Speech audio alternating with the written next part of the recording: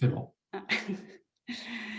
Donc on accueille aujourd'hui, avec nous Jérôme Ferré. Donc, voilà, déjà on vous remercie, beaucoup d'avoir accepté de venir échanger, avec nous, avec la CFMP, donc l'association de la cause freudienne Midi-Pyrénées, en préparation donc de notre colloque, que ce colloque qui est dirigé par Victor Rodriguez et qui a pour titre «Haine de toujours, haine de toujours au singulier, haine d'aujourd'hui au pluriel». Voilà, et qui aura lieu le 10 avril 2021 en visioconférence. Donc, pour vous présenter rapidement, Jérôme Ferré, vous êtes sociologue, vous êtes maître de conférences en sociologie à l'université Toulouse 1 Capitole Mhm. et membre associé à la CADIS, qui est le Centre d'analyse et d'intervention sociologique, Mhm. qui est une unité de recherche de l'EHESS et du Mhm. CNRS. Vous avez, voilà, pour avoir lu un petit peu vos travaux, beaucoup travaillé sur la question des violences politiques notamment, du terrorisme. Vous vous interrogez sur les racines de déradicalisation, je ne sais pas si on peut dire de la radicalisation, déradicalisation, en France, mais aussi en Espagne. Vous avez beaucoup travaillé sur les Basques à Barcelone aussi, et sur les effets aussi des politiques antiterroristes aux États-Unis, en France, en Espagne. Vous avez participé au projet Hate Meter, je ne sais pas si on le dit comme ça, Ça. qu'on pourrait traduire comme le baromètre de la haine, je ne sais pas, quelque chose comme ça, qui vise à prévenir et combattre la haine anti-musulmane en ligne au niveau de l'Union européenne. Bon, donc c'est un outil qui est défini, je crois, comme un outil de discours qui surveille et analyse automatiquement les données d'Internet et des médias sociaux sur le phénomène. Et produit des réponses par ordinateur, c'est ce que j'en ai compris, Mhm. pour soutenir donc les contre-récits et les campagnes de sensibilisation. Mhm. Alors, je vais vous poser moi une première question suite à une interview que j'ai lue de vous, que vous avez donnée à France 3 Occitanie sur la Mhm. question du djihadisme, puisque vous avez Mhm. participé à des procès de Mhm. djihadistes, c'est ça, français? Mhm. Pas Euh, français, c'est espagnol. un procès. Un procès. Et donc vous dites dans cet article que pour tenter de comprendre ces phénomènes, on a tendance à chercher des explications du côté psy, la maladie mentale, du côté Mhm. social, l'exclusion, la pauvreté. Et que pour vous, c'est pas à cet endroit-là, ou en tous les cas pas que à cet endroit-là que ça se situe. Et vous nous invitez plutôt à comprendre la dynamique de ce qui a fait qu'à un moment il y a eu basculement. Donc vous parlez de logique, entrer dans la logique de la compréhension, ce qui n'est pas tout à fait la même chose que de rechercher, il me semble, les causes. Euh, Dans cette interview, vous attirez notre attention sur la question du langage, qui préexiste à ces phénomènes, à ces passages à l'acte extrêmement violents. Vous parlez beaucoup du langage dans il Mhm. me semble, tous vos travaux. Et en discutant aussi avec vous pour préparer cet échange, vous avez eu cette formule, la haine, c'est le langage.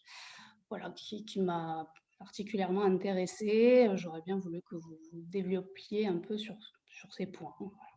Si on veut dire que quelque chose qui m'a beaucoup plus influencé, c'est ce que dit Wittgenstein, qui est presque pour moi un héros, presque une figure mystique, parce que c'est quand même quelqu'un de très courageux. C'est l'importance des jeux de langage, c'est-à-dire que quand on traite une question, il faut au moins qu'on s'entende sur, à la fois sur ce que les choses veulent dire, ce que disait Pierre Bourdieu dans un cours au Collège de France, au moins s'entendre à minima sur ce que les choses veulent dire. Sinon, on ne sait pas de quoi on parle. Et là, c'est quand même une porte d'entrée qui n'est pas simplement une position en disant que c'est du langage, c'est pas une position académique ou une position morale ou une position de professeur qui dit d'une manière autoritaire, attention, de quoi vous parlez. C'est pas une question définitionnelle, c'est une question d'enjeu parce que l'absence de définition a des effets sociaux majeurs, absolument majeurs. C'est-à-dire, en travaillant sur la violence politique, euh, qui est, à mon sens, un terme plus stabilisé sur nos questions, parce que bon, déjà, on voit, en travaillant sur la violence politique, on a été extrêmement perturbé Et c'est une perturbation majeure, hein, de voir apparaître le terme de radicalisation. Alors là, on s'est dit, on n'était pas nombreux, hein, à travailler, hein, d'ailleurs. Beaucoup de collègues me demandaient pourquoi je travaillais sur ces sujets, disant, bon, la violence, elle est plutôt pacifiée dans nos sociétés contemporaines, tu vas chercher la petite bête. Bon, je me dis, bon, non, en fait, il faut faire attention, c'est des choses qui sont quand même extrêmement évolutives depuis le milieu des années 90.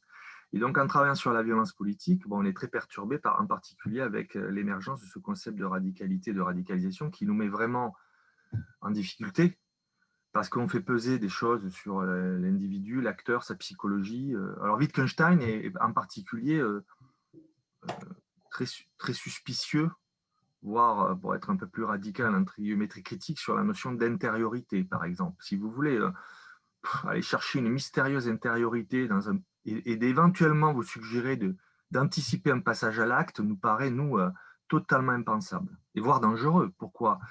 Je ne sais pas du côté psychanalytique ou du côté psychologique, mais du côté sociologique, ça pose un problème éthique majeur. C'est-à-dire, à la limite, évaluons une situation où l'acteur vous dit « je vais passer à l'acte », qu'est-ce que vous faites sur un plan éthique?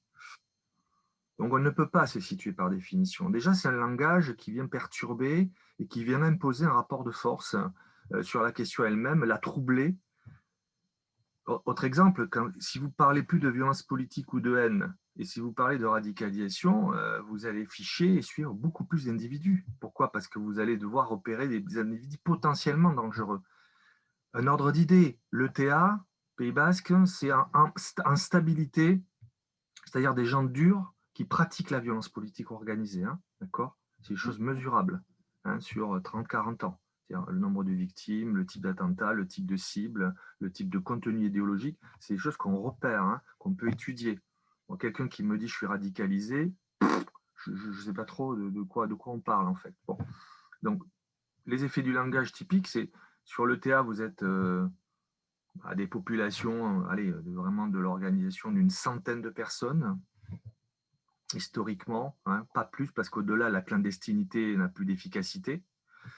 Sur la radicalisation, en France, c'est 20 000 personnes fichées S. Bon, on n'est pas du tout sur les mêmes logiques, les mêmes grandeurs. De quoi on parle, en fait? Vous voyez ce que je veux dire? C'est ce qu'on appelle, pas le trouble dans le genre, mais le trouble dans le langage. Et ça a des effets sociaux majeurs, absolument majeurs.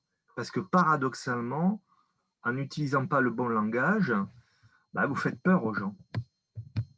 Vous faites peur, vous définissez pas, vous faites peur, et vous faites peur en suscitant en particulier des effets de conservatisme et de panique morale. Bon.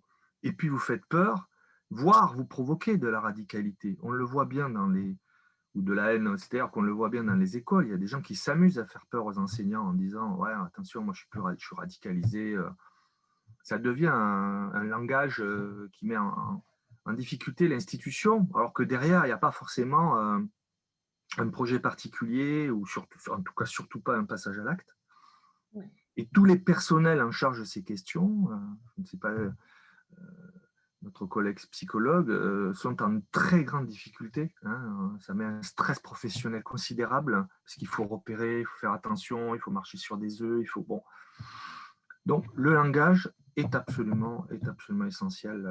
Encore une fois, ce n'est pas une question de petit Robert ou de définition archaïque, c'est une question absolument majeure. Et j'ai l'impression, mais ça c'est les travaux d'Hélène Leuillet, qui est psychanalyste et qui travaille sur la haine, qui est une forme de choses très décomplexées aujourd'hui, et que beaucoup plus que c'est même plus une incertitude dans le langage, c'est ce langage détérioré, c'est assumé dans la parole publique. C'est-à-dire qu'on dit n'importe quoi et ça n'a pas d'importance.